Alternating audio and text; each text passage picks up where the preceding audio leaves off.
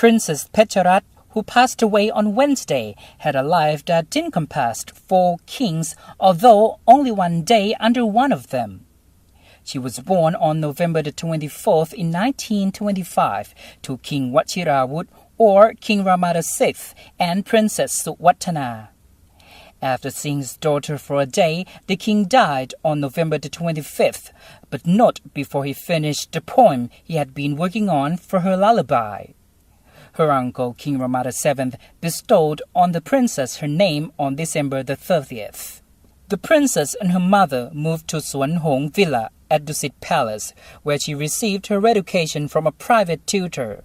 They moved in with Queen Sawarintira, or the Queen Dowager, during the Second World War, and the princess attended Rajini School until the age of 12. The princess and her mother moved to England, where she received further schooling as well as medication for her illness. In England, she first stayed at Fairview Villa in Surrey, then transferred to Brighton. It was well known that the princess and her mother always granted audiences to Thais in England, as well as supported Thai activities abroad. During the 20 years of her stay, the princess studied English, French, and piano, as well as attending an all-girls boarding school in Wales throughout the Second World War. During the war, she volunteered to help the British Red Cross prepare bandages as well as medicine for soldiers. In November 1957, the mother and her daughter moved back to Thailand.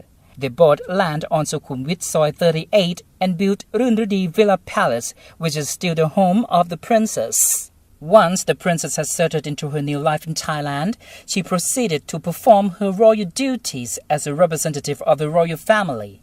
During her active days, she was recognized as a great help to His Majesty the King in carrying out public welfare missions that required visits to remote areas. Her special interests ranged from education, public health, Buddhism, and the soldiers and the police stationed at Thailand's borders to general public welfare. An article on the Public Relations Department website describes us as follows. Devout Buddhist, the princess was known to be very punctual and make best use of her time. She followed her constant routines every day, and her watch was always persistently adjusted. Princess preferred simplicity and was a true nationalist. Her clothes and handbags were only made in Thailand. Her use of language was always clear and accurate. English and French were spoken only with foreigners. The princess crocheted in her free time, and the crocheted clothes were given to Thai soldiers along the border. Princess Pecharat was known privately to be a very gifted person, especially with numbers. She had the knack of calculating the day of the week for any dates presented to her, promptly and without any hesitation, as well as remembering the birthdays of everyone who had been presented to her. The Nation Report for ASEAN TV.